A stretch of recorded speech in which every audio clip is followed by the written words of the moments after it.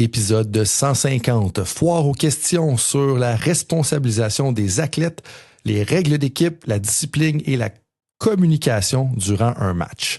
Bonjour tout le monde et bienvenue à Temps d'arrêt avec Coach Frank, présenté par Madar Hamel.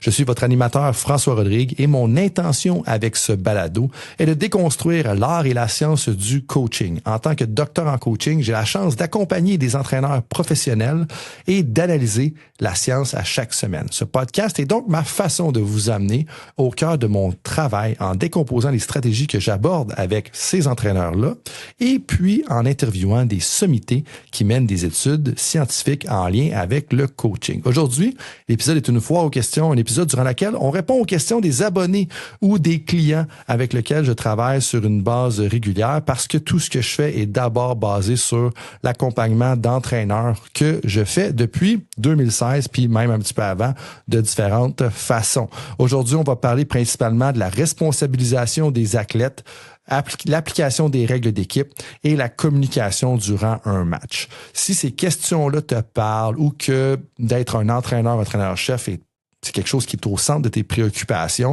ben je t'invite à t'abonner au balado ou à l'infolette via le site web coachfrankphd.com. À tous les auditeurs fidèles et toutes les auditrices fidèles également, je vous invite à me suivre sur les médias sociaux @coachfrankphd dans un mot. On partage du contenu, des carousels dans le but de vous donner des petits points de réflexion. On fait pas dans la quantité, mais on fait dans la quantité, que ce soit sur les médias sociaux ou via l'infolettre.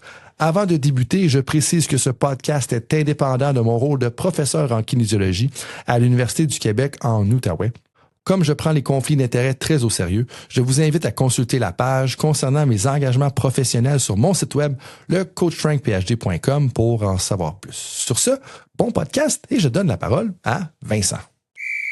Donc coach, aujourd'hui, comme tu viens de mentionner, c'est une opportunité de répondre aux questions de nos membres, de notre auditoire. Donc, on va plonger directement dans des situations que les coachs vivent sur le terrain, des situations où ce que parfois ils sont pas certains comment ils devraient gérer une situation de match, comment discuter avec leurs athlètes entre les entractes. Donc, on va plonger directement là-dedans, puis c'est ça qui est intéressant, c'est pas des questions théoriques, là, c'est vraiment des questions pratiques. Donc, je vais poser la première question qui provient d'Alex, un de nos auditeurs. Le thème, c'est responsabiliser sans perdre en qualité. On parle souvent de donner plus de responsabilité aux joueurs, mais en même temps, il y a une pression de performance qui rend ça risqué. Alors, la question qui suit est comment responsabiliser les joueurs au lieu de tout diriger sans que la qualité diminue et comment trouver du temps pour les réservistes dans un contexte de ressources limitées. Donc, c'est une question avec une question de suivi, là, donc à toi la parole. Ouais, on peut partir dans plusieurs directions avec cette question-là. J'ai peut-être 3 morceaux de réponse par rapport à ça. Fait que je vais y aller avec un morceau à la fois, Vincent, puis tu me relanceras. Ici, je pense, si je ne m'abuse, Alex est un coach de football également. Puis ça, c'est important de le contextualiser parce que si on est au football, au hockey ou au volleyball, c'est pas la même dynamique. Donc, au hockey, on a 4 trios. Les 4 trios, on finit par jouer à un moment donné durant la game. Au football, t'as des partants, t'as des non-partants. Ça termine là, tu sais, comme c'est ça que c'est. Cette question-là, si je ne m'abuse, juste pour mettre tout le monde en contexte, elle a été donnée ou posée à la suite d'une formation / chronique qui a été partagée aux clients sur bâtir un environnement gagnant. Puis l'idée, si je ne m'abuse, puis j'ai fait des bons liens, c'était où est-ce que je parlais un peu de l'étude qui a été faite par Henriksen et collègues en 2025, où est-ce qu'on parle qui ont étudié 4 programmes gagnants au Danemark, puis on parle de certains dilemmes, de certaines tensions qu'il faut négocier. Puis il y en a une de celles-là, c'est comme à quel point est-ce qu'on lead comme coach, puis qu'on prend tout en charge, ou à quel point est-ce qu'on donne du leadership puis de la responsabilisation à nos athlètes. Fait que si je comprends bien la question, l'idée c'est de dire on veut engager les joueurs réservistes dans les éducatifs, mais aussi responsabiliser les joueurs qui prennent en charge certaines parties de nos pratiques. Mais là, la question, puis là, je me base principalement sur mon expérience de coach universitaire, comme ça fait déjà quand même quelques années, mais ça reste que ça fait partie de ma façon de penser. Comme, à un moment donné, c'est que tu as des backups, on va nommer les choses comme elles sont, donc tu as des réservistes en français, puis tu veux bien les faire jouer contre tes partants, puis leur donner du temps de pratique, Mais dans certains cas, puis là, j'ai des idées réelles, nous, on avait 4 lignes de secondaire. Fait que, c'est comme si on avait 4 trios de secondaire, mais là, tout le monde qui écoute ça comprend que tu as juste 3 secondaires qui jouent en même temps. Mais honnêtement, pour les porteurs de ballon, si j'exposais les porteurs de ballon au secondaire qui fait partie de la 3e ligne, c'est un peu une perte de temps. No offense aux 3 personnes-là, ils étaient super dédiés. Là, je ne juge pas de la personne, mais on parle des aptitudes sportives. Ben, c'était pas une belle confrontation qui allait mener à l'amélioration. Fait que là, il y a vraiment une tension. Puis là, je ramène le terme de tension parce que je pense que c'est important que tous les auditeurs et les auditrices comprennent ça. Une tension, c'est à quelque part, en anglais, on dit un trade-off, un compromis. C'est qu'il faut se situer là, quelque part là-dessus, puis il n'y a pas de bonne réponse à part la réponse que toi, tu juges qui est la meilleure. Fait qu'une tension, ça peut être une tension entre être directif comme entraîneur ou responsabiliser les athlètes. Ça peut être une tension entre temps de jeu qu'on donne à nos joueurs partants, puis temps de jeu qu'on donne à nos réservistes. Si le temps est égal avec tous nos réservistes, on est à un élément on est d'un bord de la tension, du continuum. Puis si on donne tout le temps à nos partants, on est de l'autre bord. Puis là, donc, tout ça pour dire, mettre les gens en contexte, parce que je pense que c'est important de bien comprendre de quoi qu'on parle. Numéro 2, je comprends le défi, là. Tu as un nombre limité d'heures de pratique. Puis là, si on est dans un contexte universitaire, collégial ou secondaire, on nommera pas la personne exactement d'où est-ce qu'elle vient, même si on sait qu'elle s'appelle Alex. Mais l'affaire, c'est que si tu es au professionnel, comme avec une personne avec laquelle je discute régulièrement, ben c'est conventionné. Tu as 4 heures de pratique. Ben là, à un moment donné, si tu commences à faire jouer tes réservistes, puis en fait, tu n'as même pas 4 heures de pratique, tu as 4 heures et demie par jour là, dans la Ligue canadienne de football, là, ça c'est de l'information publique, tu as 4 heures et demie par jour pour gérer tes athlètes. Ben, si dans le 2 heures sur les 4 heures et demie que tu es sur le terrain, tu donnes beaucoup de temps aux réservistes, ben tes partants sont pas en train de pratiquer. Fait que là, c'est même pas une question que tu peux rajouter des répétitions à la fin de la game. C'est juste une question de, hey, à chaque fois que je donne une répétition à un réserviste, j'enlève une répétition à mon partant parce que je peux pas en ajouter d'autres. Donc ça, c'est un défi là, incroyable, plus ça. Mais je pense que c'est important de faire un effort à ne pas être du côté du continuum où est-ce qu'on donne 100% de nos répétitions à nos partants ou à nos joueurs qui sont dominants. Exemple, avantage numérique au hockey ou exemple des partants au football, au volleyball, puis même on pourrait dire au basketball, malgré qu'au basketball, c'est plus facile, là, je crois, là, de donner des répétitions à toute l'équipe parce que tu as une équipe seulement de 12 joueurs, peut-être 15, tu en as juste seulement 5 joueurs ou joueuses là, qui sont sur le banc. Puis l'exemple numéro 1 que j'ai en tête, pour laquelle c'est important d'être du côté de la tension ou du moins de bouger un petit peu vers donner des répétitions à tout le monde, c'est ce qui s'est passé en finale de conférence de la Ligue nationale de football cette année. Est-ce que tu te rappelles de ce qui s'est passé particulièrement entre les Rams de Los Angeles et les Seahawks de Seattle, Vincent? Rapidement de même, je dirais que non. Je me rappelle avoir vu la partie, mais non. Est-ce que tu te rappelles d'un réserviste qui a joué un rôle important? Tu m'en poses une bonne. Ouais. C'est à mon tour de te poser des bonnes questions. Trêve de plaisanterie. Probablement que les gens qui écoutent le football ici s'en rappellent, mais c'est le toucher de Jake Bobo en finale de conférence contre les Rams de Los Angeles. Jake Bobo, là, il a eu 2 catchs dans toute la saison. Je pense qu'en carrière, au total, il y a eu 4 catchs. Mais si Jake Bobo n'avait pas été engagé adéquatement dans les pratiques et dans la compréhension des schémas de jeu offensifs des Seahawks de Seattle, est-ce qu'il aurait pu contribuer adéquatement? Numéro 1. Numéro 2, il aurait peut-être déconnecté. Là, j'en entends me dire, puis j'ai une personne en tête, puis c'est bien correct, puis c'est légitime, ce qu'elle va me dire. C'est comme, ouais, ben c'est un pro, là, il est payé, il gagne 1,3 million par année, il est aussi bien d'être engagé. Je suis d'accord. Je prends l'exemple ici pour valider le point que je pense que c'est important. Mais l'autre affaire, c'est que l'engagement, ça veut pas nécessairement dire que si on prend encore le ratio de pratique, là, donc 100% au partant, / 50% partant, 50% réserviste, c'est à l'autre côté du continuum. Mettons que c'est ça, là. Ben, si on n'est pas nécessairement obligé de se rendre à l'opposé complètement pour engager adéquatement nos backups. Je ne sais pas exactement ce qui s'est passé avec les Seahawks de Seattle. Ça sera en 2030 quand je serai consultant officiel pour l'équipe. Trêve de plaisanterie avec ça. Ils ont trouvé une moyen de le garder engagé avec des jeux particuliers dans des situations précises. C'est ce que je suppose, c'est ce que j'ai déjà vu ailleurs. Mais donc, le point avec ça, c'est que si on ne se sent pas à l'aise de répartir les répétitions en pratique de façon égale entre toutes les lignes de partants et de réservistes qu'on a, est-ce qu'on peut trouver une situation précise ou est-ce qu'on peut impliquer nos Jake Bobo ou est-ce qu'ils vont être engagés? Parce que ça, l'idée, c'est que oui, ça va être bon à court terme parce que potentiellement, ça a un effet de surprise contre l'adversaire contre qui on va jouer. Mais après ça, l'engagement de ton Jake Bobo dans ton programme va être probablement plus élevé. Donc, il va être là. Il va faire une contribution plus positive pour ton club, mais aussi il va probablement se développer plus rapidement à long terme. Fait que particulièrement quand on est dans le contexte universitaire et collégial, c'est crucial. Parce que l'engagement de tes premières, deuxième, troisième années dicte en partie ton succès quand eux vont être rendus en troisième ou en quatrième année. Donc ça, pour moi, je pense que c'est important. Puis là, en préparation de la conversation, puis ça va être la fin de ma première partie de réponse, Vincent, c'est la littérature, ce qu'elle nous dit, c'est qu'il faut, si on n'est pas capable de donner 50% des répétitions par temps, 50% des répétitions aux réservistes, bien, une des choses qu'on peut faire, qui est bénéfique, puis qu'en bout de ligne, on devrait faire, c'est d'engager tous les membres de l'équipe dans la définition des objectifs. Ça veut dire que quel est notre objectif cette année? Qu'est-ce que ça veut dire? C'est quoi l'objectif de notre position? Etc. Donc, de le faire. Puis juste le fait de les engager dans la définition des objectifs, même si leur contribution réelle, elle est minime, numéro 1. Et 2, par rapport au fait qu'on les a exposés ouvertement au processus. Fait qu'on leur a dit exactement qu'est-ce qu'on vise, quelles sont les étapes, comment les répétitions vont être divisées.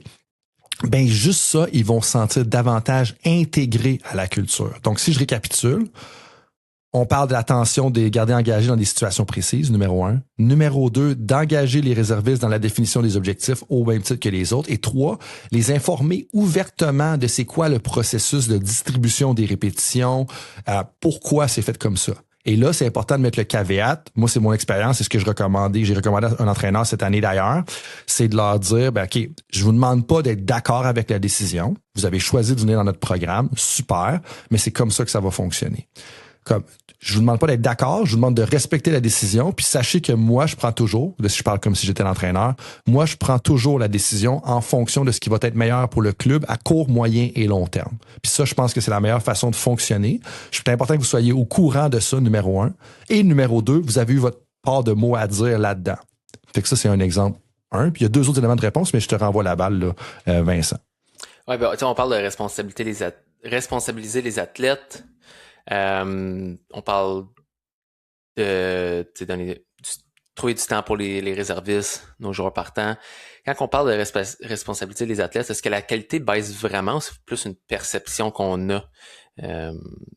Ben, ça, c'est. En fait, oui, la qualité, elle baisse vraiment. Tu sais, donc, pendant longtemps, là, je sais que les personnes qui écoutent le balado vont déjà être au courant de ça, mais juste pour le nommer. Il y a longtemps qu'il y avait un courant où est-ce qu'on ne fait pas jouer, on faisait toujours jouer nos partants contre les réservistes de la défensive ou vice-versa, les partants de l'offensive contre les réservistes de l'offensive. Il y a plusieurs programmes qui ont du succès d'ailleurs, dont certaines personnes qui sont à l'écoute, que eux, ce qu'ils vont faire, c'est qu'ils vont faire jouer les meilleurs joueurs contre les meilleurs joueurs. Puis honnêtement, moi, je suis plus de cette école-là, de dire que tu as besoin de jouer contre les meilleurs. Puis oui, il y a une différence. Évidemment, selon le programme, selon le niveau, là, il y a une différence de jeu. Mais là, c'est important. Mais l'enjeu numéro 1 qui arrive quand on parle de faire jouer les meilleurs contre les meilleurs, souvent, c'est de bien représenter ce que l'autre équipe va faire. Puis ça arrive au basketball, au football, puis au hockey, là, dans tous les sports généralement. Mais c'est là que moi, la question que j'enverrais dans la cour des entraîneurs, c'est quand vous présentez votre système offensif ou quand vous présentez votre système défensif, est-ce que votre système a quand même quelques variations qui ressemblent à la majorité des équipes dans votre ligue? Je donne un exemple qui est vraiment facile au football. Donc, si toi, tu joues avec 4 joueurs de ligne défensive, donc tu joues un front 40, donc 4 joueurs de ligne défensive, puis que la majorité, 50% des équipes jouent avec un front 30, donc avec 3 joueurs de ligne défensive, ben, ça serait cool que tes athlètes voient peut-être 5% du temps ou 10% du temps dans le cahier de jeu ce que les autres équipes font. Parce que comme ça, quand tu fais des confrontations 1 à 1 contre tes meilleurs joueurs offensifs contre tes meilleurs joueurs défensifs, tu peux donner une représentation des autres équipes, mais qui est pas basée sur ce que les autres équipes font, mais ce qui est sur ce que toi tu fais. Donc, la représentation va être meilleure. Puis 2, tu as plus de flexibilité tactique. Puis là, on rentre dans les séries éliminatoires au hockey dans plusieurs ligues. Et moi, c'est un de mes mots-clés là, en ce moment quand je parle aux entraîneurs de hockey, c'est de dire, c'est quoi ta flexibilité? Est-ce que tu as bâti une flexibilité tactique? Puis le problème, c'est que quand on enseigne juste une façon de jouer au football, on n'a pas de flexibilité tactique quand on arrive justement dans les séries éliminatoires, numéro 1, puis ça c'est dans tous les sports, mais numéro 2, quand vient le temps de donner une représentation de comment l'autre équipe joue, là, il faut comme qu'ils apprennent le système sur le fly pour essayer de dire, je vais donner des villes là, qui n'ont pas rapport au football pour protéger les gens là, nécessairement, mais mettons c'est Manchester qui joue contre Londres, là, je parle de football américain, tu sais, si tu veux représenter Manchester, à un moment donné, comme ce serait cool que dans ton système, ça soit ça, puis tu n'aies pas besoin de l'apprendre pour bien le faire. Fait que moi, je préconise grandement les 1 contre 1. Par contre, ce que tu peux faire davantage aussi, c'est d'utiliser le principe de King of the Court. Fait que King of the Court, pour ceux qui ont eu des cours d'éducation physique, en Angoulême, on joue au badminton. Moi, je joue contre Vincent. Vincent, t'es un excellent joueur, pouf, tu me bats. Toi, tu vas sur le court qui est plus haut, puis moi, je vais sur le court qui est plus bas. Et ainsi de suite, jusqu'à temps que tout le monde soit en haut ou que tout le monde soit en bas. Fait que là, les meilleurs joueurs jouent ensemble. Mais tu peux faire le même principe pour des confrontations 1 contre 1. Exemple, on a un receveur puis un demi-défensif. Si tu gagnes ta répétition, tu t'en vas dans le court numéro 2. Si tu perds ta répétition, tu t'en vas dans le court numéro 4. Fait que là, tu aurais peut-être 3 ou 4 confrontations. Si tu as 3 corps arrière, tu peux faire 3 confrontations 1 contre 1. Puis là, si tu gagnes ta répétition, tu montes. Fait que tu donnes des bonnes répétitions aux réservistes, tu donnes des bonnes répétitions aux partants, les 2 sont en même temps, puis après ça, tu pratiques tout le monde, puis tu es à tes niveaux égaux. Fait que c'est une belle façon, selon moi, d'engager. Fait que quand on est dans des simulations de match, là, je réfléchis en temps réel à mesure que tu me poses la question. Je pense qu'on devrait davantage aller 1 contre 1 vraiment structuré, mais je pense qu'on devrait avoir un peu plus de malléabilité sur les confrontations lorsqu'on est dans des situations qui sont pas des simulations de match, soit des 1 contre 1 ou des choses comme ça. Puis ce que je viens de dire là, est basé sur quelques études là, que je t'enverrai, Vincent, après l'épisode et qu'on pourra mettre dans la description parce que, puis je vous rappelle à tout le monde, le but là, de nommer les études, c'est parce que faut rendre le crédit à César quand ça revient à César, c'est ça l'expression? Bref, on se comprend? On se comprend. Parfait. J'aimerais prendre une petite pause pour reconnaître notre partenaire titre, Mador Hamel. C'est un cabinet d'assurance avec permis d'investissement chez Investia Services Financiers. Ma famille leur fait confiance depuis 2011 pour notre planification financière et cette relation nous a permis de concrétiser plusieurs projets importants, dont l'achat de notre maison idéale en 2019 et le financement d'un projet paysager majeur en 2022. Leur plus grande force, c'est le conseil humain avec les ressources d'une institution des ligues majeures. Pour prendre votre premier rendez-vous gratuitement, visitez madoramel.com et mentionnez Coach Frank. Avec tous les projets qui s'accumulent, la gestion de projet devient un point central de notre réussite quand on est un professionnel. Justement, Wise Era Technology aide les entreprises à transformer leur vision en valeurs concrètes. L'équipe de Wise Era Technology développe des logiciels de gestion de projet et des CRM sur mesure qui sont adaptés à la réalité de chaque organisation. Ils travaillent avec des PME, autant dans le secteur privé que public, à travers différents domaines de l'immobilier au manufacturier. Puis même en passant par l'administration du sport, un secteur dans lequel ils accompagnent plusieurs organisations. La plupart des organisations font face à une réalité commune, des opérations désorganisées, des outils mal intégrés, une perte de temps et surtout, ce qui, moi, m'irrite le plus quand je suis en gestion dans un projet, un manque d'agilité pour prendre des décisions. Il faut être capable de prendre des bonnes décisions rapidement. C'est là que Wise Era intervient en structurant les opérations et en bâtissant des systèmes performants sur la plateforme monday.com. Wise Era, c'est là où la technologie rencontre l'exécution. Je vais te relancer par rapport à ce que tu viens de mentionner, là.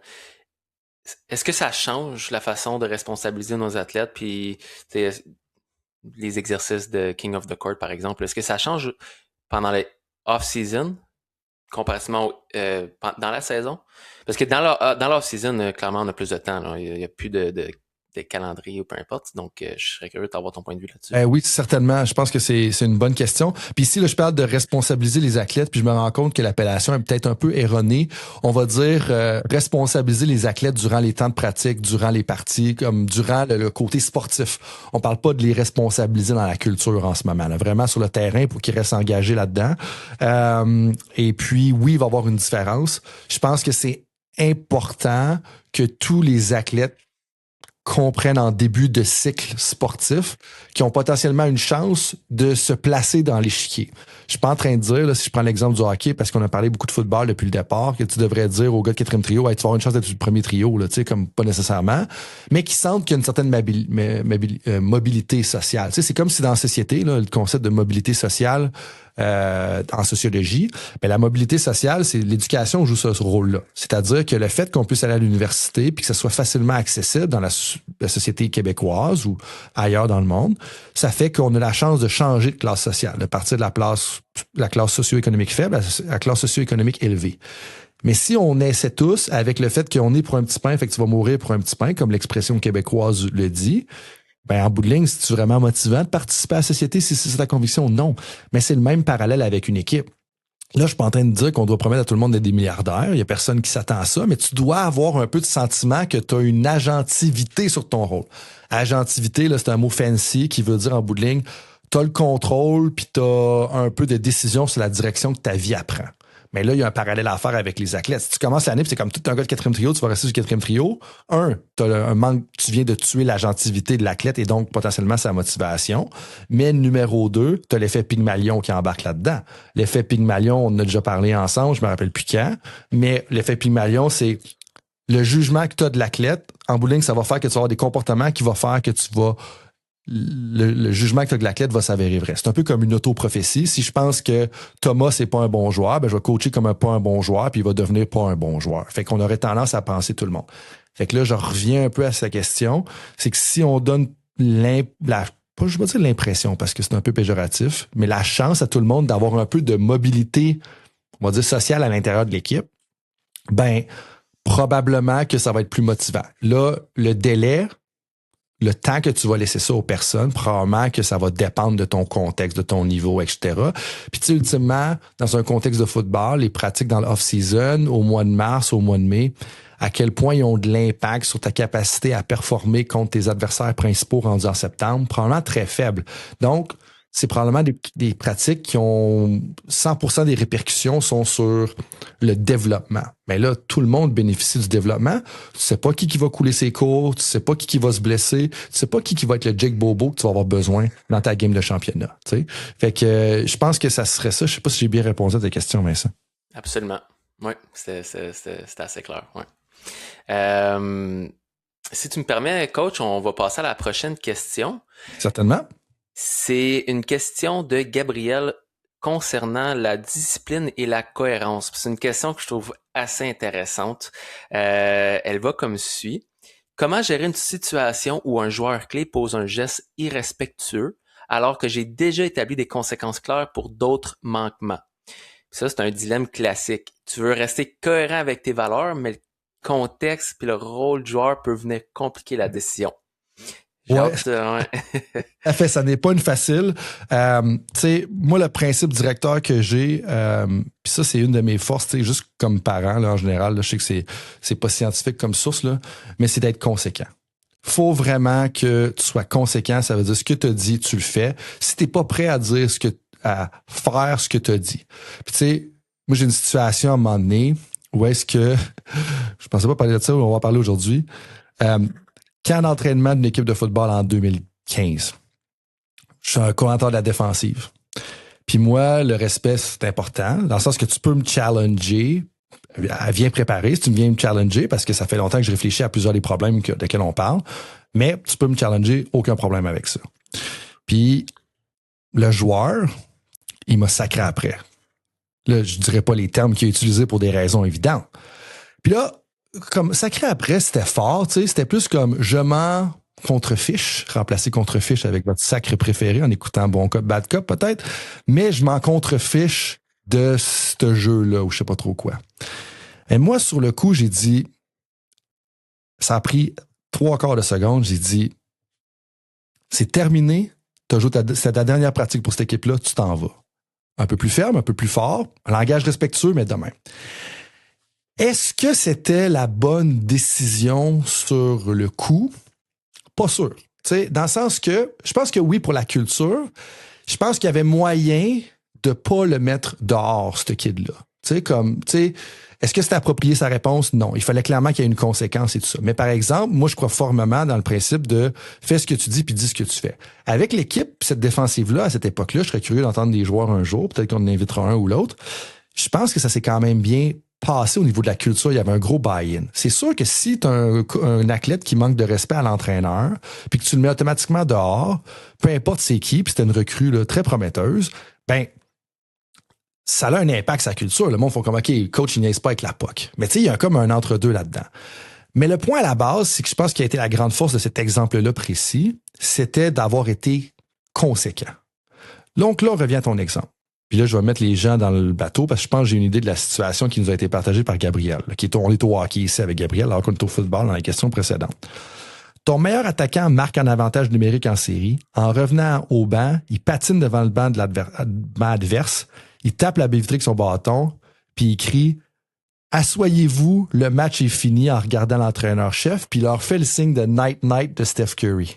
Tu sais, relativement arrogant, on pourrait dire ça. Fait que là, toi, par exemple, tu peux décider de le retirer du prochain jeu de puissance, puis parce que là, il était sûr, puis là, finalement, tu le retires du prochain jeu de puissance, il y a un but qui est marqué en désavantage numérique de l'autre côté, ton équipe a perdu le match.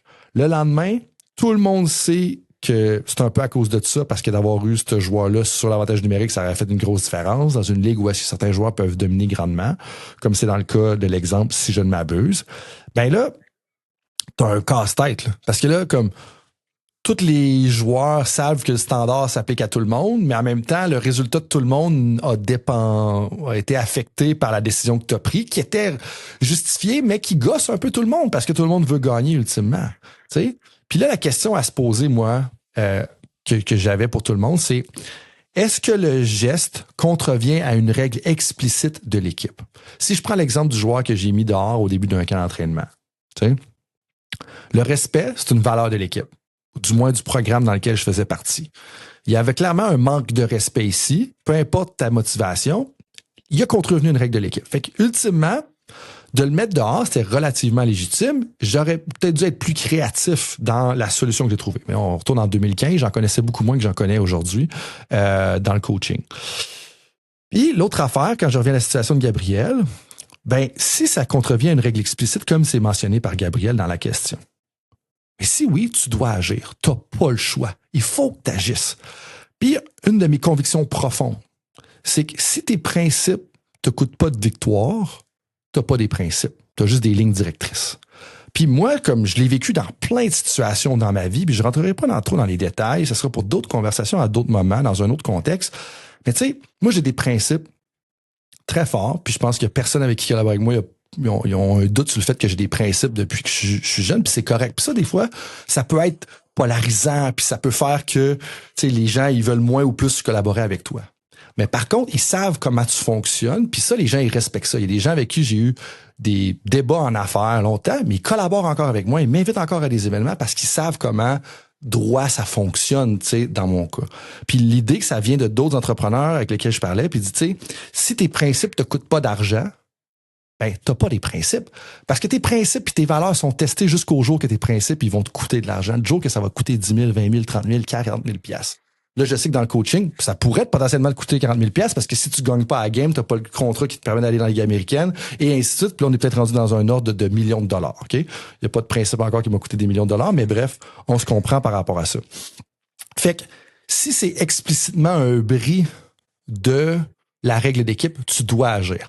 Par contre, puis c'est là que, quand en rétrospective sur ma propre carrière, puis ce que je discutais avec un coach en début de saison qui est vraiment pas facile, c'est de la gradation de la conséquence. Puis c'est là que ça devient important de travailler de concert avec les athlètes tôt dans la saison, avant que ces situations-là arrivent, pour définir, OK, si on a un manquement de respect envers l'adversaire, c'est quoi? Ou si on a un manquement de nos règles, c'est quoi le premier niveau de conséquence, le deuxième niveau, le troisième niveau? Moi, j'avais pas préparé ça en 2015, fait que je suis tombé à l'option nucléaire en partant. Peut-être pas la meilleure solution. Ultimement, je pense que ça a eu des avantages, mais ce joueur-là, il aurait mérité une deuxième chance parce qu'on a quand même un rôle, surtout dans le contexte du football collégial, de pédagogue, d'encadreur, de développeur. Tu me suis ce que je veux dire? Fait que là, je renvoie ça à l'exemple que tu as donné. Ben, est-ce que ça veut dire manquer le prochain jeu de puissance? Ou ça veut juste dire, hey, c'est un avertissement?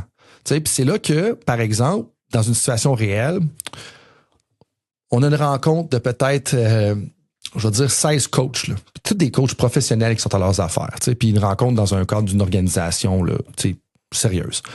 Puis un coach tombe endormi dans le meeting, tu sais. Puis comme, je suis sûr qu'il n'a pas fait exprès, là. Toute personne qui est déjà tombée endormie dans un meeting fait pas exprès. Une étudiante cette année qui tombe endormie dans mes classes, je sais que c'est peut-être mon enseignement, j'en doute fortement, puis elle m'a dit, t'es super gêné. J'ai dit, prochaine fois, lève-toi puis va en arrière, tu sais. Puis elle a super bien pris, puis elle s'est levée la prochaine fois. Mais le coach tombe endormi dans un meeting. Mais là. Attends, excuse de te couper. Elle s'est levée la prochaine fois, meaning, elle a fait ça une deuxième fois. Ouais, mais elle tombait, tu sais, peut-être qu'elle avait. Ouais. Tu sais, on connaît pas le contexte des étudiants. Je peux le prendre personnel, mais l'idée, c'est, tu sais, elle travaille peut-être de soir, etc. Ouais, je comprends. Puis quand elle est venue pour se rendormir un peu plus tard dans la classe, elle s'est levée et elle est allée en arrière. Moi, c'est ce que j'ai fait moi-même. Il y avait des meetings, des fois, je m'endormais. Quand tu es au doctorat, tu coaches universitaire, puis que tu as une jeune famille, là, c'est quand même particulier. Tu te lèves, tu t'en vas en arrière, tu sais. Mais ce coach-là, là, tu le mets dehors, ce coach-là, parce que c'est dans un meeting, quand tu sais qu'il est super dédié, qu'il fait la bonne job. Ben, ce que tu peux dire, puis là, on va l'appeler, on va dire que c'est toi, Vincent, ce coach-là. Ben, au lieu de mettre une conséquence, tu peux juste faire comme, tout le monde a remarqué, mettons, que Vincent s'est endormi.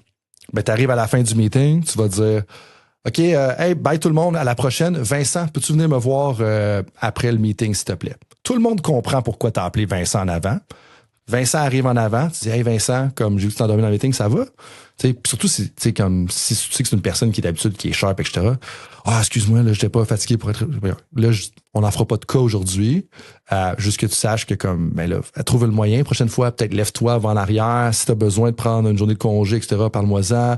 Ou comme, tu sais, trouve une solution parce que je peux pas accepter ça. La prochaine fois, je vais être obligé de trouver une conséquence en fonction de ça. Mais je sais que, tu sais, t'es vraiment dédié à l'équipe, que tu fonctionnes bien. Fait que, tu sais, tu l'as call out devant tout le monde. Mais tu l'as pas humilié, tu l'as pas dégradé. Tu as juste dit, hey, tout le monde le sait que tu callais Vincent à cause de ça. Fait que ça, des fois, c'est de dire, tu sais, comment est-ce qu'on peut, faut être un de mes anciens coachs, il disait, tu sais, faut être plus intelligent que l'équipement un petit peu, là. Tu sais, il y a moyen de grader, là, un peu les choses par rapport à ça. Long détour, mais je sais pas si ça répond déjà un peu à la question. Hein. Ouais, ça répond à la question, mais je pousserais un petit peu plus loin. Pour une situation, on va dire un joueur, t'es dans le junior majeur, game 7. Ton joueur, c'est la finale, là, la finale des séries pour gagner le championnat des séries. Là. Ouais. La veille, ton joueur, il a sorti. Ton joueur étoile, là, c'est le meilleur joueur, meilleur porteur dans la ligue. Il est sorti, il est rentré à 2h du matin. Le lendemain, il se présente à l'aréna. Qu'est-ce que tu fais? Mais tu sais, là, tu connais la situation, mais c'est quoi tu fais? Ouais. Ça dépend. Ce que tu viens de dire là, ça me fait penser à l'histoire de Bill Belichick puis Lawrence Taylor, tu sais, qui est allé voir Bill Belichick, commentateur défensif des Giants de New York à l'époque, va voir Bill Parcells. Bill Parcells, il dit à Bill Parcells, hey, Lawrence Taylor est en retard au meeting. Tu sais, puis Lawrence Taylor, pour ceux qui savent pas, c'était un joueur exceptionnel là, de football à l'époque. Puis là, la réponse de Bill Parcells, c'est Why did you start the meeting without him? Fait que le point, c'est pourquoi tu as commencé le meeting sans lui. En voulant dire, c'est un joueur étoile, tu devrais l'attendre. Il y a un lien direct avec ta situation que je suis sûr que tu peux voir. Le point avec ça, c'est que est-ce que tu as besoin de la victoire à court terme ou tu as besoin de la victoire à long terme? Si tu as besoin de la victoire à court terme, je pense que tu fais un compromis, surtout si c'est juste une question de couvre-feu. Par contre, tu crées un précédent. Puis il faut que tu sois au courant des conséquences qui vont arriver. Fait que là, qu'est-ce que tu viens de faire? Tu viens de... j'ai pas le terme français, puis je devrais le trouver avec les années, là, mais tu deviens de entitle un peu ton joueur étoile. Le joueur étoile, il comprend que les règles s'appliquent pas à lui. Mais il y a aussi un dicton dans le professionnel, c'est « be who you can afford to be ». Si tu es un joueur de 4e trio, tu peux probablement pas te permettre d'arriver en retard ou de briser le couvre-feu. Tu es un joueur de premier trio, joueur étoile, meilleur joueur de la Ligue nationale de hockey. Idéalement, on espère que tu as de l'éthique de travail irréprochable. C'est un peu naïf de penser que tous les joueurs étoiles de l'histoire de la Ligue nationale de hockey ou de la NFL ou de ça, ils ont une éthique de travail irréprochable. Mais je pense qu'il faut que tu relativises ça. Puis c'est toi que tu as une décision comme coach. Dire, est-ce que je veux absolument gagner ce championnat ou est-ce que tu peux grader ou postponer ça? Parce qu'ultimement aussi, l'enjeu qui est important là-dedans, c'est que là, c'est pas juste les joueurs sur la glace. C'est une décision, on va dire, égoïste. Puis égoïste, moi, ma définition, c'est quand tu prends une décision qui nuit aux autres. Être individualiste et égoïste, pour moi, c'est pas la même chose. Je vais partager l'exemple parce que je sais qu'il y a un entraîneur de football d'un haut niveau qui avait trouvé l'exemple particulièrement intéressant. Moi, individualiste, c'est dire que tu prends une décision qui t'avantage toi, mais qui ne fait pas de tort aux autres. Fait que, par exemple, j'ai une couverture défensive au football. Il y a un joueur, je respecte mes principes de ma couverture, puis là, je sens que j'ai une interception que je peux faire. Puis je sais que j'ai un gars qui va me couvrir en arrière de par la couverture qu'on joue. Mais là, je vais aller être agressif pour aller chercher l'interception. Hey, je la manque. Mais je savais qu'il y avait un gars en arrière. J'ai pas été égoïste dans le sens, je vais aller pour mes stats. On s'en fout de l'équipe. Même scénario, si tu prends une décision d'aller pour l'interception, mais tu sais que t'as pas personne qui te court en arrière, puis toi, tu es comme, hey, je vais me parler des stats, je vais aller marquer un toucher, puis là, tu le manques, ben ça, c'est une décision qui est égoïste. Voulant dire qu'elle a des conséquences sur l'autre. Le point avec l'exemple de ta game numéro 7, d'ailleurs, merci pour cet exemple-là, c'est de dire, en mettant ce joueur-là sur le banc également, mettons que tu l'enlèves pour la première période, peut-être qu'un, il va tout casser en deuxième puis en troisième. Ça, on le sait pas. Mais c'est aussi tout le dommage que tu fais à directeurs généraux, tout le front office, tous les partisans, tout ça. C'est comme, oui, c'est à lui que tu punis, mais est-ce que tu le punis d'une façon que c'est lui qui mange les conséquences? Parce qu'ultimement, il y a plein de monde qui ont bien fait leur travail pendant longtemps. Puis là, parce que lui a fait ça, tu vas punir tout le monde du succès potentiel. Fait que, est-ce qu'il y a moyen de reporter la conséquence à un autre moment? Est-ce qu'il y a moyen de faire ça? Si tu es un entraîneur-chef à ta première année d'un contrat de 5 ans, puis que tu veux bâtir une culture, ben peut-être que c'est la bonne décision de le mettre sur le banc en première. T'sais? Ou ce jour-là, c'est juste manquer le premier avantage numérique, juste pour que le monde comprenne que c'était inacceptable, mais que t'es pas niaiseux non plus, puis que tu veux gagner à la game aussi. Puis, c'est vraiment difficile. Puis l'exemple Pete Carroll, bon, il est plus aussi, c'est plus un exemple aussi populaire qu'il a déjà été de par le succès, je veux dire, le manque de succès qu'il y a eu avec les Raiders de Las Vegas cette année. Mais tu sais, une de ses règles, lui, c'était always protect the team. Mais après le Super Bowl avec les Seahawks de Seattle, quand ils ont perdu contre les Patriots de la Nouvelle-Angleterre, puis qu'il a pris la décision, je pense pas qu'il a pris la décision réellement, mais c'est ce qu'il a toujours dit publiquement, de lancer la passe à, je me rappelle plus c'est quel receveur, mais que c'est Malcolm Butler qui a intercepté au lieu de la donner à Marshawn Lynch. Une des règles de Pete Carroll, c'est always protect the team. Puis tes règles, puis tes principes se font tester dans ces moments-là. Mais après la game, là, il a-tu dit, c'est le coordinateur offensif qui a comme chier dans la pelle, puis que finalement, il a pris la décision de parler à Marshawn Lynch, ou il a fait comme, hey, c'est moi qui ai pris cette décision-là, tout le blanc me revient. Ben, il a pris le scénario numéro 2. Puis pourquoi il était capable encore de coacher les Seahawks de Seattle pendant autant d'années? Selon moi, c'est parce qu'il a respecté ses principes, puis il a défendu ses principes lorsque c'était le plus difficile de le faire. Puis c'est ça qui est tough des positions de leadership. T'as des décisions difficiles à faire que tu dois prendre dans des moments clés, puis qu'ultimement, faut que tu prennes le bullet pour quelqu'un qui mérite peut-être pas et ou qui mérite peut-être que tu le prennes. Puis je pense que ça, c'est un exemple très relativisé puis à gauche, à droite de la négociation de ces instances-là. Mais je pense que par défaut, on devrait davantage avoir un biais. Tu sais, dans on parlait de tension. Tu sais, si on parle d'être conséquent puis de pas l'être, tu sais, dans tous les niveaux, dans tous les contextes, j'ai pas tant de références scientifiques pour backer ça, à part quelques-unes. Mais si tu as un défaut à avoir, tu es toujours mieux d'être conséquent que d'être pas conséquent. Parce que les joueurs, puis ultimement, les gens respectent toujours ça un peu plus. Oui, non, absolument. Dans ces situations-là, disons que je voudrais pas être l'entraîneur. C'est pas toujours facile, puis c'est des situations concrètes qui rendent notre quotidien difficile, là. Exact. Puis ici, ne me prenez pas mon manque de réponse claire ou de nuance par un fait que je pense pas qu'il faut prendre une décision. Il faut que tu en prennes une décision. Mais ça dépend, tu sais, comme je disais, de nombre d'années que tu as au contrat, tes priorités en tant qu'entraîneur, toute l'implication de l'organisation, tu sais, le nombre de points marqués de ce joueur-là potentiel par match aussi. Tu sais, c'est ça qui arrive qui est vraiment difficile. Puis c'est là que tu sais, dans ces moments-là, d'avoir quelqu'un qui est avec toi pour t'aider à réfléchir, là, parce que c'est vraiment difficile. Puis j'ai un exemple clair en tête là, dont on ne peut pas parler publiquement, là, mais comme que ça arrive à toutes les années, dans tous les niveaux de hockey. Après combien de temps peut-on se dire qu'on est excellent en dessin, en cuisine ou en sport? Comme vous le savez très bien, ça prend au moins 10 ans à se former et à se perfectionner pour devenir un expert ou une experte. C'est pourquoi je fais affaire avec Mador Amel quand il est question de décisions financières. Mador Hamel, c'est un cabinet d'assurance avec permis en fonds communs de placement auprès d'Investia Services Financiers. Leur équipe a accompagné des centaines de personnes et gère 170 millions de dollars en investissement pour des particuliers et des organisations depuis 2001. Par exemple, ils travaillent avec des dirigeants d'entreprise, des médecins et diverses organisations de partout au Canada grâce à leur licence de pratique dans plusieurs provinces. Mais à mon avis, c'est pas juste leur expérience pour vrai qui les rend excellents, c'est aussi le fait qu'ils agissent comme des coachs financiers. Depuis 2011, j'ai vu cette expertise-là à l'œuvre pour ma propre famille, honnêtement. Grâce à leur approche, on a pu acheter notre maison idéale en 2019, réaliser un projet d'aménagement majeur en 2022, tout en préparant solidement notre fonds de retraite. Mais au-delà des résultats, leur plus grande valeur, là, je le disais, c'est comme être un coach, c'est le conseil et l'accompagnement dans la prise de décision. Comme un coach, il t'empêche de commettre des erreurs quand tu dois gérer tes émotions dans le feu de l'action, que ce soit quand ta vie change ou qu'il y a des fluctuations sur les marchés. Personnellement, ce que j'apprécie particulièrement, c'est qu'ils investissent vraiment pour les personnes avec qui ils travaillent.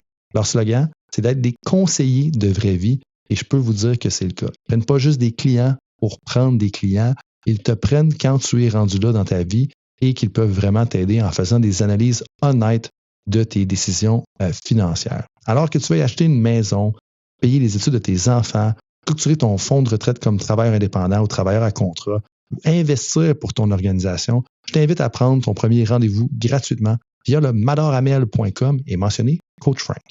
Cet épisode est également présenté par Wise Era Technology, une entreprise spécialisée en solutions numériques qui dessert des organisations sportives.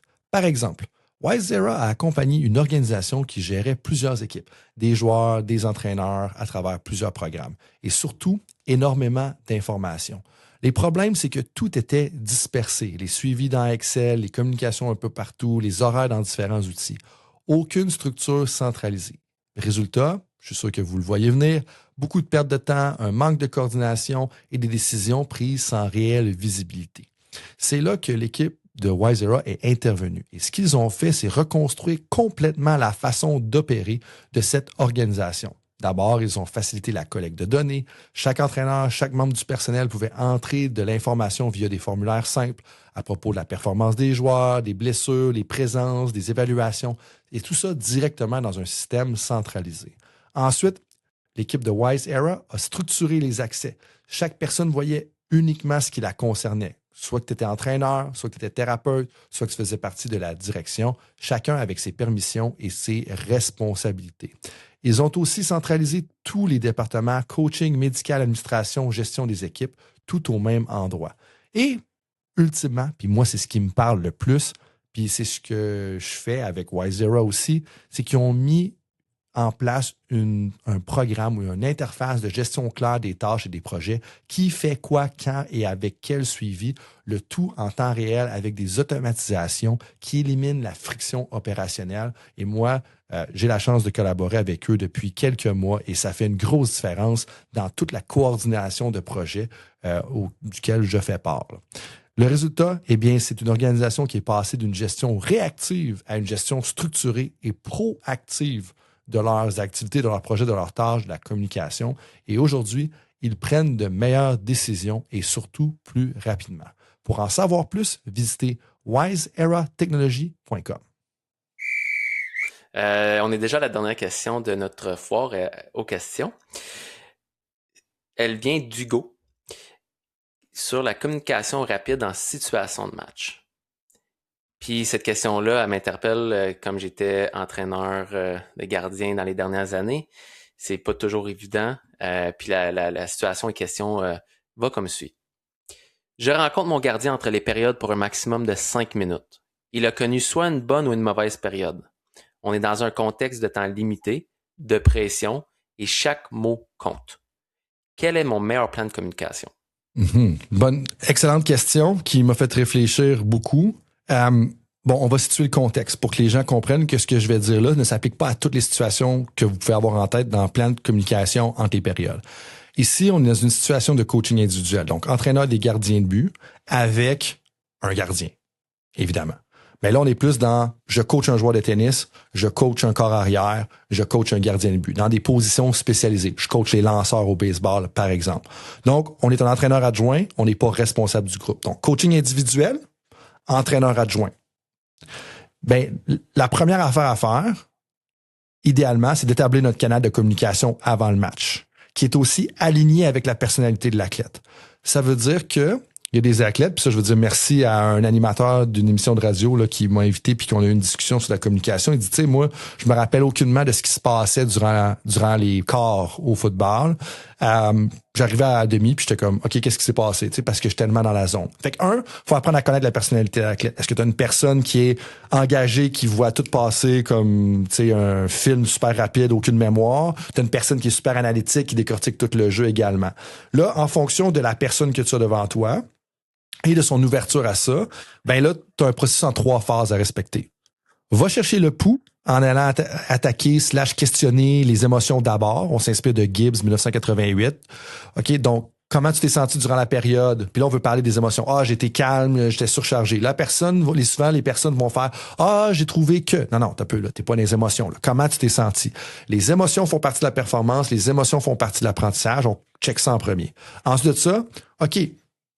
Comme, qu'est-ce que tu as pensé de la période? C'était quoi les points forts, les points faibles? Ça, c'est inspiré un peu de la publication que moi, j'ai partagée en 2018 avec Pierre Trudel, où est-ce qu'on faisait des cartes réflexives. Donc, qu'est-ce que tu as pensé de la période? Qu'est-ce qui était bien allé? Qu'est-ce qui s'est moins bien allé? Et là, après ça, mettons qu'on parle encore une fois à toi, Vincent, tu dis, OK, quelle devrait être la priorité pour la prochaine période à ton sens à toi? Donc, comme, est-ce que ça devrait être de protéger ton 5-hole, fait que de tirer ta jambe arrière? Est-ce que ça devrait être de travailler davantage ton bloqueur, etc.? Et là, c'est important de voir si l'athlète a un bon jugement de qu'est-ce qui a été défectueux, tu sais, dans la période. S'il y a un bon jugement, dis rien, laisse-le faire. S'il y a un mauvais jugement selon toi, là, tu peux ramener ton opinion dans la conversation. Mais on a tendance à vouloir trop en dire et à faire trop de coaching durant les matchs. On peut pas révolutionner la performance de l'athlète durant un match, on peut juste recentrer son attention. S'il a déjà bien compris ce qui se passe, il a identifié la bonne priorité, hey, let's go Vincent, bonne prochaine période, tu sais.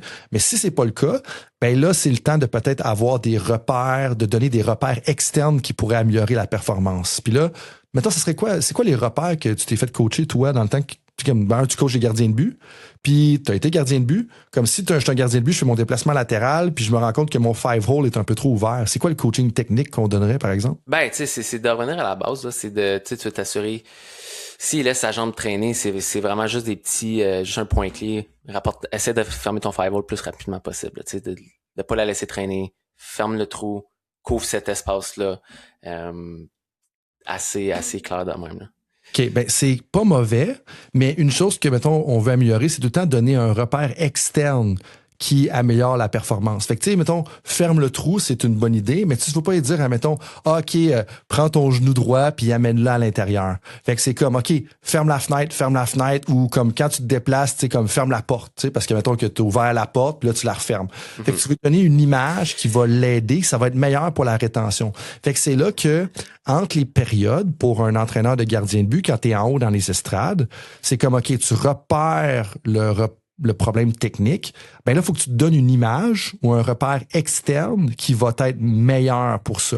Fait qu'exemple, si tu cours, ben on va dire, au lieu de dire, mettons, fléchis les genoux ou plie les genoux, tu vas dire, OK, pousse le sol en arrière de toi. Fait que le repère externe, c'est que tu veux pousser le plancher. C'est pas complète ta triple extension puis fouette le bout de tes pieds, là. Ouais, ben là, tu me fais réfléchir, là. J'étais beaucoup dans le visuel aussi, là. Vite fait, là. Exemple, ça arrivait souvent là, que des gardiens de but avaient souvent là, quand tu tombes en papillon, l'objectif c'est d'être tes coudes collés à ton corps, par exemple, parce que tu vas vraiment couvrir l'espace entre ton chest et tes bras. Souvent, ce que je leur disais pour qu'ils comprennent le message, c'est quand on te chatouille là, tu squeeze. Bon, ben viens squeezer comme si on venait te chatouiller le ventre ou peu importe. Ça marche. C'est un exemple assez loufoque, comme on peut dire, ouais. Mais il se rappelait juste parce que il y avait un visuel de quand il se faisait chatouiller, il squeezait puis il venait tighter cet espace-là. Tout à fait. Fait qu'à choisir avec la crowd à laquelle tu dis ça. Ouais, exact. C'est un exemple qui est bon en jeune âge puis qui redevient bon une fois que le joueur est rendu parent, mettons, dans la Ligue nationale. Exact. Mais je disais pas ça à mes gars juniors, là. Mais ça donne un exemple. Là. Tout à fait, c'est un bon exemple en fait, puis merci de la partager. Mon point, c'est de relativiser les choses. Ouais. Vois-tu, ça, c'est un repère externe. Tu sais, c'est comme te donner une image, ton repère. C'est pas colle ton coude contre tes côtes, par exemple. C'est ça. Puis ça, c'est un peu dans cette direction-là qu'on va aller entre les périodes. Donc, juste pour récapituler, qu'est-ce que tu as pensé, comment tu te sens après la première période? Qu'est-ce que c'est bien ou c'est moins bien passé? Puis après ça, quelle va être ta priorité pour la prochaine période? Puis là, si l'athlète n'a rien à dire, c'est là que toi, tu viens combler. Et si jamais l'athlète a quelque chose à dire, mais se trompe, c'est important de le corriger immédiatement avec un langage imagé basé sur des repères externes. Quand on parle des repères externes, c'est au lieu de dire, admettons, si on fait une tête au soccer, là, au lieu de dire « suis avec ta tête », c'est comme « saute vers le ballon ». Saute vers le ballon. Comme ça, c'est un peu plus un repère qu'on veut aller chercher. Donc, ça fait pas mal le tour pour cette dernière question, mon Vincent. Oui, ben... Tout d'abord, j'aimerais remercier là, à toutes les personnes qui nous ont envoyé des questions. C'est vraiment ça qui nous permet de vous aider directement dans des situations pratiques au lieu d'être toujours dans le théorique. Là. Ça fait avancer la réflexion sur votre coaching aussi. Continuez à nous écrire, ça nourrit directement nos prochains épisodes foire aux questions. Mais avant de terminer, coach, je crois que tu aimerais peut-être partager une nouvelle à nos auditeurs au sujet du futur du podcast. Ouais, une nouvelle ou un teaser là, peut-être. Là. Donc, merci à tout le monde qui a été à l'écoute aujourd'hui. Je vous encourage à nous envoyer vos questions comme Vincent vient de le dire, parce que bien franchement, c'est vos questions qui drivent mes lectures, puis potentiellement qui vont orienter les lectures du laboratoire de recherche dans lequel je fais partie. Puis c'est vraiment intéressant. Fait que merci beaucoup. Je pars vraiment de vos questions ces temps-ci. Là. C'est vraiment trippant à lire. Là. J'ai du plaisir. Pour ceux et celles qui ont aimé le format de l'épisode et qui voudraient avoir des accès exclusifs à mes outils, à mes recherches, à des documents, à des ressources que je fournis à mes clients. Bon, j'ai pas de temps pour prendre plus de clients en ce moment avec les engagements que j'ai et mes priorités personnelles. Mais je vous invite à nous écrire directement parce qu'on est en train de bâtir une liste d'attente pour un projet spécial là, dédié aux entraîneurs-chefs qui va être lancé là, durant l'été. On va voir l'envergure que ça va prendre. Le but, c'est pas de rejoindre 450 000 personnes, c'est de rejoindre des entraîneurs-chefs motivés qui veulent avoir du succès de façon durable, saine et gagnante dans les prochaines années. Une partie d'entre vous qui écoutez ça, vous faites déjà partie de là parce que vous êtes en contact direct avec moi. Pour les autres, ceux et celles qui écoutent, qui ça intéresse, envoyez un courriel à info@coachfrankphd.com et puis Vincent va se charger de vous mettre sur la liste d'attente. Pour la dizaine qui font déjà partie de l'aventure, bien merci d'être à l'écoute. Pour tous ceux et celles qui ont été à l'écoute de cet épisode de Temps d'arrêt, eh bien je vous dis à la prochaine pour un autre épisode. À toutes les auditrices et tous les auditeurs, merci d'avoir été là. Et vous qui êtes passionnés par le sport et qui cherchez constamment à atteindre l'excellence, j'ai une invitation exclusive pour vous. À tous les mois, j'envoie une infolette que vous trouverez nulle part ailleurs. À l'intérieur, vous avez l'accès prioritaire aux conclusions de mes recherches, aux articles les plus percutants que j'ai consultés récemment, à mes réflexions, aux idées avant-gardistes que j'explore, que ce soit sur l'intégration de l'intelligence artificielle dans le sport, dans le coaching, ou bien dans les nouvelles méthodes d'enseignement et de pédagogie. C'est comme avoir une conversation privilégiée avec moi et mes collègues qui produisent du bon stock, où je vous guide à travers les idées qui façonnent l'avenir du coaching et du sport avant que ce soit répandu. Plus de 500 entraîneurs, leaders sportifs, dirigeants et consultants en performance reçoivent déjà ces réflexions exclusives.